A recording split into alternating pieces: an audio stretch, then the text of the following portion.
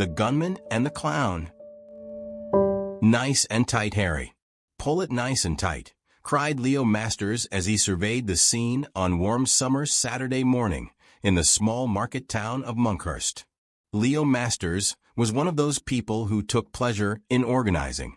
Although quite short and at first sight slightly ridiculous, he made it plain to all concerned that he was in charge and that things would be done his way. Whatever one thought of his gruff manner and his old-fashioned military bearing, backed up with some power and a very strong pair of hands, it could not be denied that he was good at his job. His team had started work at 8 o'clock that morning, and now, less than 3 hours later, they had erected a huge marquee, set up the stage and sound system in the square in front of the town hall, and put out 30 rows of 25 seats, not to mention all the tables and chairs for the refreshments, which were due to follow the ceremony. Leo wiped his bald head and, with his straight back and military bearing, prowled around, inspecting the installations. The town hall clock showed 10 to 11, so they had finished 40 minutes ahead of schedule. Sporting the same dark blue t-shirt as his helpers, he called them all together on the green just behind the marquee. "Well done, everyone," he barked in his alarmingly loud baritone. "All right, Harry. That'll do." Harry Robson was a rather nervous 17-year-old who had been told to check all the guy ropes around the tent. He had been given this task because of his considerable bulk, much of which, to be fair, was muscle, and also because Leo had been keen to find him something to do, something which would not disrupt his well-drilled team too much. Harry's dad, Sam, had been a friend of Leo's in their territorial army days, and when he moved his family to Monkhurst, he had asked Leo a favor. "It's my son, Harry. You see, Leo, he's bright enough, but he's a bit withdrawn, not very sure of himself. I know that you run this business, setting up events. Could you find him something to do at weekends? There's no need to pay him much, or anything at all really." So Leo took Harry around on jobs. He liked the lad, but he couldn't let him do anything too complicated, so he asked him to check the strength of ropes after they had been fixed in place. "Well done, Harry," he cried, as the boy bounded over enthusiastically. "All right, everyone. You did a good job and in a very good time. The caterers will arrive soon. The ceremony starts at 12:30, as you know. Mr. Broom says that you are welcome to stay and to enjoy some refreshment afterwards. But go easy," he warned with a glint in his eye.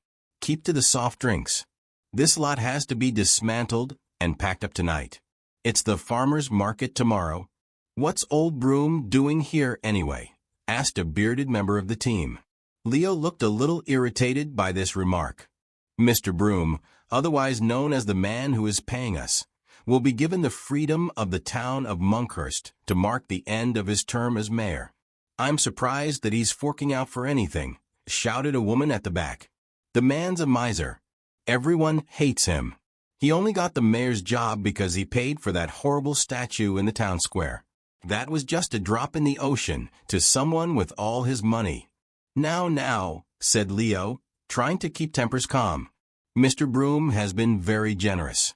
You will be aware that he's an eminent banker and entrepreneur. The country needs people like him. Besides, it's nice for us to have a local job for once, instead driving the length and breadth of the country. He's upset a lot of people with his methods," yelled the woman. "Bankers are bad enough, but he's nothing more than a loan shark. And don't forget all the little shops he's put out of business with that big superstore of his. He was ruthless. He targeted them one by one." "He's made a lot of enemies," cried another voice. "People will only come today because they are frightened of him." All right, bellowed Leo, now visibly exasperated. "Look, we got a job to do. Just you remember that. Now I have some business to attend to. I shall see you later." With that, he climbed into a van with Leo's army emblazoned on the side and headed off. The rest of the team dispersed rather grumpily, feeling that his closing remark had not been very friendly. "Bye, Harry," shouted Leo cheerfully as he drove by, winking at the young lad. By 12:30, a large crowd had turned up and all the seats were taken. They were a mixed bunch, including some local dignitaries and counselors, The town's MP accompanied by a few hangers-on, a couple of minor celebrities, one of whom was doubling as a yawningly dreadful warm-up act, plus a few hundred ordinary townsfolk who were either curious or just waiting for the free food and drink, which nestled enticingly under plastic sheets in the marquee. The only person who showed no sign of appearing was Broom. Since he was the star of the show, he might have turned up on time, thought Harry, who was standing at the back of the gathering. And yet, although he had never seen Broom, he had the feeling that he was the kind of man who did not mind keeping people waiting. In fact, he probably expected everyone else to wait him, seeing this as the natural order of things. After about a quarter of an hour, the public was getting restless. The warm-up act had run out of material, to the extent that he ever had any, and in the June sunshine, some rather overdressed participants were shuffling impatiently in their seats. Then, without warning, a Rolls-Royce pulled up next to the stage, and a man who Harry presumed to be Broom leapt out of the back door. He was tall, well-groomed, a 60 is the new 40 type, accompanied by a blonde woman tottering on mountainous heels, who was presumably his wife. He climbed the steps up to his place of honor. After greeting the assembled dignitaries, he waved to the crowd, which by now had burst into applause, mainly out of relief. And in the next instant he was down, flat on his back, clutching his chest. Within a few seconds, his arms had slumped to his sides, and he lay quite still, with his eyes wide open. He was dead. The whole scene was frozen in time. Nobody moved. Harry Robson looked round at the town hall behind him. He could see an open window on the 3rd floor and realized that there was a rifle perched on top of a stand just behind it. That must have been where the shot came from. Without thinking rationally, he ran the 50 or so yards towards the front entrance, which was closed, and then he made his way around to the back, where he found an open door. He hesitated for a moment, thinking that the assassin may still be inside, but then ventured up the staircase towards the 3rd floor. The room he entered served as a dance studio, part of the art center, which was located in the upper part of the building. It was largely empty, except for the training bars and floor mats. Harry's eye was first caught by the rifle, behind which there was a chair. Then, looking to his right, he spied the only piece of furniture in the room, a cupboard. The door was closed, but there was a key in it. Harry Robson now had to make the most important decision of his life so far. For reasons he could not explain, he suspected that there was someone in the cupboard. In fact, he knew that there was. Voices could be heard at the bottom of the stairs. He had arrived first because he was the closest to the town hall and was young and fit, but others would join him in a matter of moments. As he took hold of the key, he was tempted to open the door but decided not to. Instead, he locked it and put the key in his pocket. At that moment, a couple of men raced it. They were both gasping for breath after their climb. The clock on the wall said 10 to 1. "Is that the gun?" one of them inquired, looking at the rifle near the window. "It looks that way," replied Harry. "We had better get downstairs," said the other one. "The police are coming." The police were on the scene within minutes and had called for armed backup. "Did you see the gunman? Is he still inside?" Inspector Anna Harris asked Harry, as he and several of his companions emerged from the town hall. "I didn't see anyone," replied a breathless Harry, conscious of the key to the cupboard rattling around in his pocket. "What on earth were you up to?" cried her colleague, Sergeant Carol Fernandez.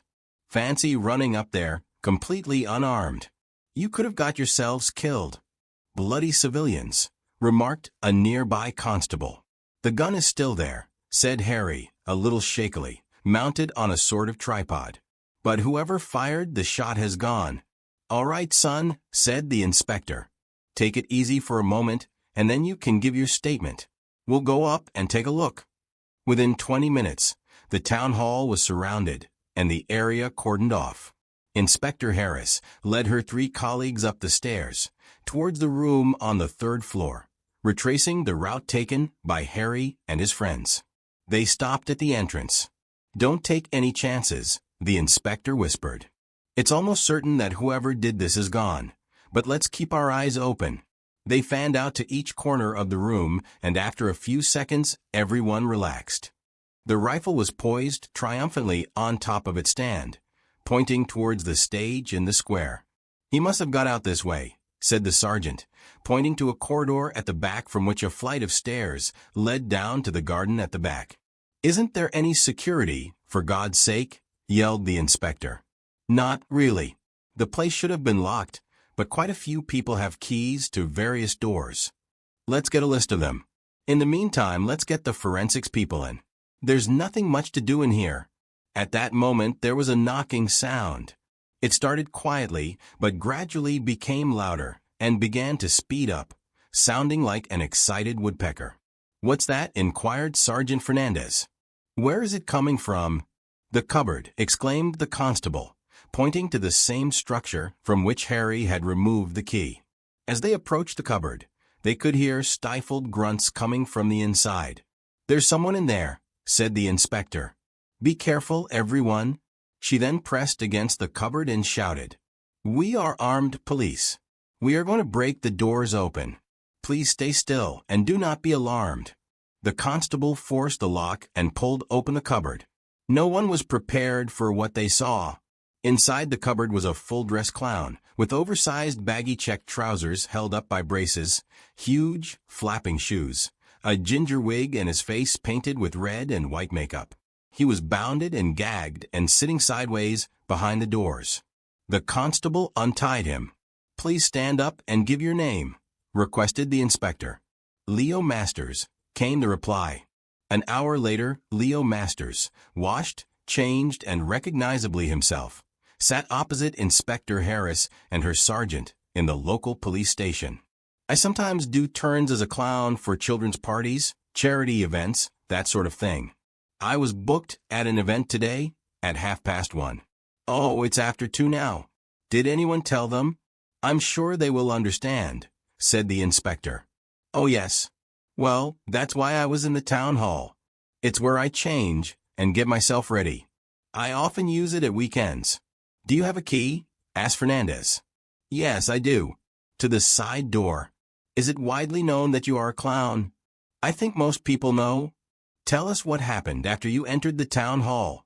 "I got there at about 12:15. You know that we had been putting up the tent for the ceremony this morning. Poor Mr. Broom, I can't believe it. Anyway, I had a quick sandwich, and then went up to the 3rd floor to get changed." "And then?" asked the inspector, a little impatiently.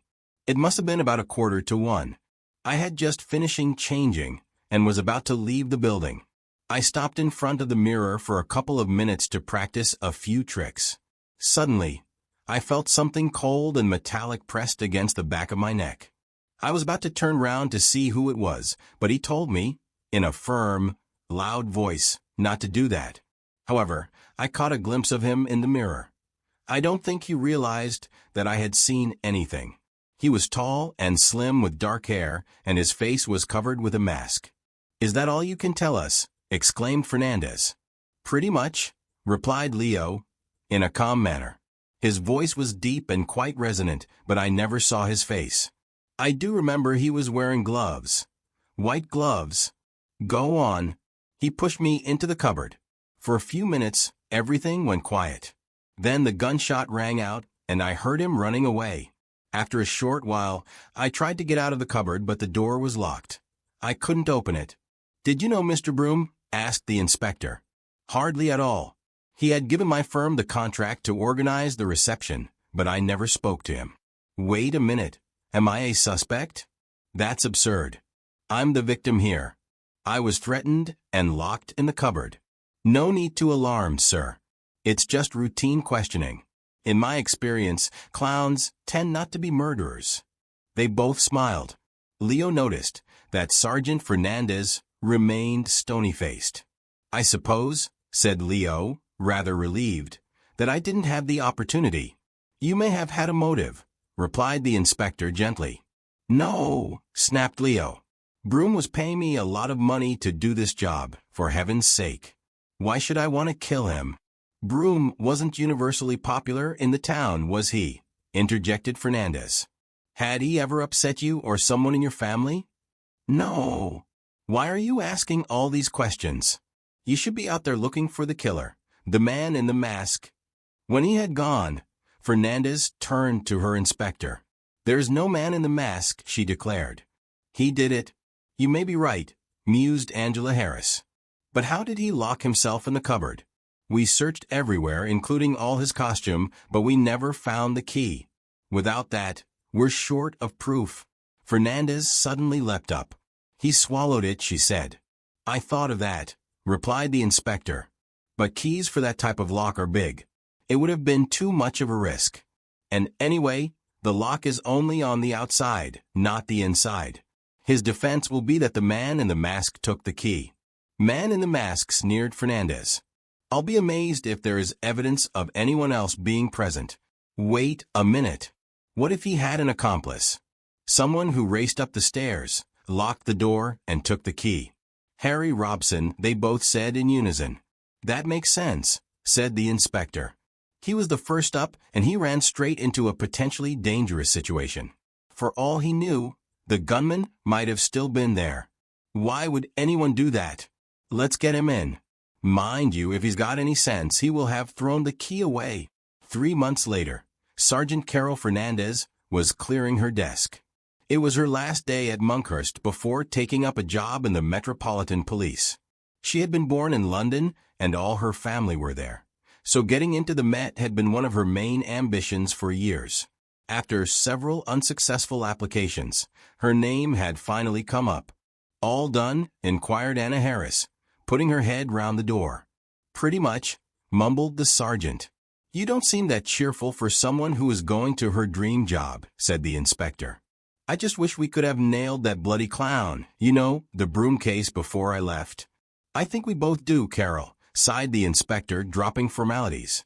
"We know that Masters is a real clown and that he had a booking that afternoon, but that doesn't mean that he can't commit murder as well. There were no traces of clown makeup on or near the gun, but he would have been careful to avoid that. The trouble was that we couldn't crack young Harry Robson. I must admit that I thought of him as a soft touch, and I'm sure he knows something. But we couldn't break him, could we? Perhaps he did take the key, although we couldn't find it." "I think he probably took it," replied Sergeant Fernandez dejectedly. "I had all these theories about Masters hiding the key on various bits of his person, but in the end, none of them made sense. What I'm not sure about is whether Harry Robson planned it with Masters, or whether he just blundered into the situation and grabbed the key without thinking." But then Masters must have left the key in the door outside. Why would he do that? I can't imagine. There's no real motive either, it seems. We know that Masters' father committed suicide some years ago, but there doesn't appear to be any connection with Broom. And yet, we both know that Masters did it, don't we, Anna? We both know it. And what did we get from the chief? Keep looking for the man in the mask. How many times do I have to tell her? There is no man in the mask. Fernandez flopped down in the chair behind her empty desk and put her head in her hands. Inspector Harris put a consoling hand on her shoulder. "I know how much it hurts," she said. "It's all about justice for police officers like us. Broom might not have been the most admirable person in this town, but he had just as much right to life as anyone else. We thought we had his murderer, and somehow he slipped through our fingers. There's no worse feeling than to know a guilty person is a walking around free. But don't worry, Carol. We won't give up on this one. And once we nail him, you will be the first to know, right?" Half an hour later, Sergeant Carol Fernandez left Monkhurst Police Station for the last time. In spite of her fighting talk, Inspector Anna Harris strongly suspected that the case would never be solved. A few weeks after the departure of Sergeant Fernandez, on a Sunday afternoon, Harry Robson knocked on the door of Leo Masters' house. "Harry, this is a surprise. I won't tell anyone." Harry's opening gambit took Leo by surprise as he invited the clearly nervous youth into his living room. "I thought you'd be here at some stage. Cup of tea?" he asked, disarmingly. "No," replied Harry. "I mean, yes. With milk, please, no sugar." There was a hiatus in the conversation as Leo poured tea in 2 china cups. After adding a few drops from the milk jug, he handed one to Harry. Amidst these pleasantries, The atmosphere was tense. "You never knew my dad, did you?" remarked Leo. Harry shook his head. "He was a good man and a good father to me, especially after my mum died so suddenly. I was only 10. I remember that Dad was in shock for a few days, but then he picked himself up and did everything for me. He brought me up and made sure I wanted for nothing. What with me and his business to run, I don't think he ever had a moment for himself. Wherever we went, football, cricket, museums, it was all for me." "He sounds a fine man," murmured Harry. But Leo was not listening. He was staring into space, and his eyes were reddening. He had built up a good little business. He was a travel agent. This was the 1980s, and such things were still viable then. Dad wasn't a great traveler, but he spent ages getting to know all the travel firms, hotels, and resorts in the UK and Europe. People valued his advice. Then, in the summer of 1988, he hit a bit of a cash flow problem. He had been ill and sales were down, but he knew how to make the business work. He just needed a loan to tide him over. The banks wouldn't help him, so he went to some loan sharks. They lent Dad the money, with his house as collateral. But much as Dad tried, he couldn't pay the loan back. He pleaded for more time, but the bastards wouldn't help him. We lost the house. It was a lovely house. We had to rent a stupid little flat on the main road. Dad was declared bankrupt. I was 18 at the time.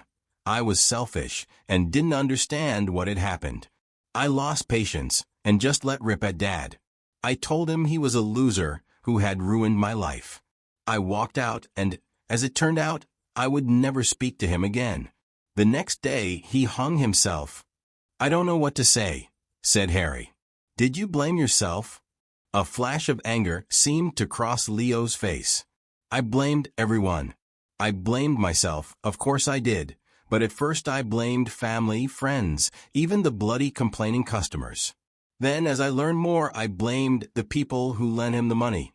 They could have done something to help Dad. They could have shown a bit of common decency. But all they were interested in was his money. They just hung him out to dry, so to speak. It's awfully sad, Leo. I feel so sorry for you. But what does it?" "I'm coming to that." Leo stood up, his face turning an alarming shade of red. "I borrowed money from some mates to hire a private detective. He started investigating the loan sharks. They were a shady bunch, as you might expect, charging swinging rates of interest to desperate people. But when we looked at their company structure, we found the name of the man who owned and was behind the operation. Broom. That's right, dear Harry. As a respectable banker, he couldn't be seen to be involved in this kind of nasty but very, very profitable operation. So he got someone else to do his dirty work. So that's it. Did you go and confront Broom?" "No. What good would that have done? But, as the years went by, I plotted my revenge. You see, Harry, I was playing the long game. I didn't mind waiting. And then I was told about this ceremony where they would give him the freedom of the town. That was bad enough. But then I saw that it was scheduled for the 11th of June, 30 years to the day that my dad took his own life. I made a ridiculously low bid to get the contract to set up the stage, and I put it right bang opposite the town hall window. And then, on that day, I got my revenge with a single shot. And you know the best part, Harry, no one will ever find out. Nobody will ever know." "I know," said Harry, quietly after a pause. Leo leaned forward in his chair, with an air of avuncular menace. "It really would be better if you didn't, my boy. You may think you know, but you don't. It was a perfect plan. It's this clown business, you see. It gave me a perfect reason to be in the town hall at that time. I started doing it as a sideline just to entertain the kids. But then I realized that everyone loves a clown. No one would suspect a clown of doing anything like this. Even the police would never work it out." "I think they have," replied Harry. "Yes, they had theories. But there was no proof. For one thing, I had no motive. They couldn't link me to Broom in any way. There's no trace of him having lent that money to my dad. They think that you and I planned it together. You know that they questioned me hours. I didn't tell them anything, but it wasn't nice, Leo. My dad was very upset. It was nothing to do with me. You know it wasn't. Why did they question you, my boy? And what's all this about you and me planning it? What rubbish. They never mentioned that to me. I've got the key, declared Harry. You left it in the door of the cupboard you hid in, when you pretended that you had been tied up. I got there before the police arrived. Leo rose to his full and imposing height. Harry remained in his chair. So it was you, he sighed. I had forgotten all about that. When I heard you from inside the cupboard, I was worried that you would open the door, but it was open. I locked it. No, you didn't, Harry. What you did was to give it a second twist. It was already locked. I had worked out a clever trick. It left the key in the lock and blocked the bolt with a bit of tape. Then, when I got into the cupboard, I pulled away the tape as I shut the door, and the lock clicked into place. So even though I was inside, I locked the door from the outside. The idea was that when the police arrived, they would find me in a locked cupboard. To be honest, I wasn't sure whether the key would stay in the lock or fall to the ground when I slammed the door. But the fact that the key was still there didn't matter because, being inside the cupboard, I could never have opened it. Ah, so you were the one who took the key. I heard voices, but it wasn't clear to me who it was. Why did you do that? I don't know. It just seemed... Leo took another sip of tea. We have a problem here. We can be sensible about this, Harry, and I hope you will be, because if you are not, I may have to take action. That would be very unpleasant for both of us. But especially, I fear, for you. He cracked the knuckles in his oversized hands. Could I have the key, please? I saved you, said Harry. If the police had seen that key in the door, they would have asked more questions. It would have been difficult to explain it away. No, replied Leo. Don't labor under the illusion that you helped me. In fact, you rather mess things up. You have ruined my alibi. You see, I wanted the police to find the key. That's why I didn't throw it away myself. If you had left the key, the police would have found it, and I could have proved with total conviction that someone had locked me in the cupboard. As I explained, the door was already locked. Unfortunately, if the police were now to find the key, they would have no way of knowing that. They seemed to think that I had locked the door myself and somehow concealed the key, which shows that I could have shot Broom and then climbed into the cupboard and locked it from the inside. Of course, without the key, they had no proof. So I am afraid that I need the key. I really must insist. I need to get rid of it, once and for all. It's not here, whispered Harry, who was trying to keep calm while inwardly tingling with fear. Where is it then? Inquired Leo, moving a little closer. It's at the bank, Leo, in a safe deposit box. What's more, at the solicitor's is an envelope containing a signed statement of what I know and what I suspected at the time. You should be aware that if anything happens to me, it will be given to the police. And then your goose would be cooked. Leo stood silently for a few moments, perhaps a little bemused by this old-fashioned expression. He realized that his young guest's action had put him in some danger. What do you want, Harry? He asked. Nothing, replied Harry. I just want you to know that I know. From now on you will just have to trust me. Perhaps even take me a little more seriously. Leo poured himself another cup of tea. Yes, he said, it looks as though I will. The case has yet to be solved. The key still remains in Harry Robson's safe deposit box. Leo Masters has never dressed up as a clown since the day of the shooting. The man in the mask is still at large.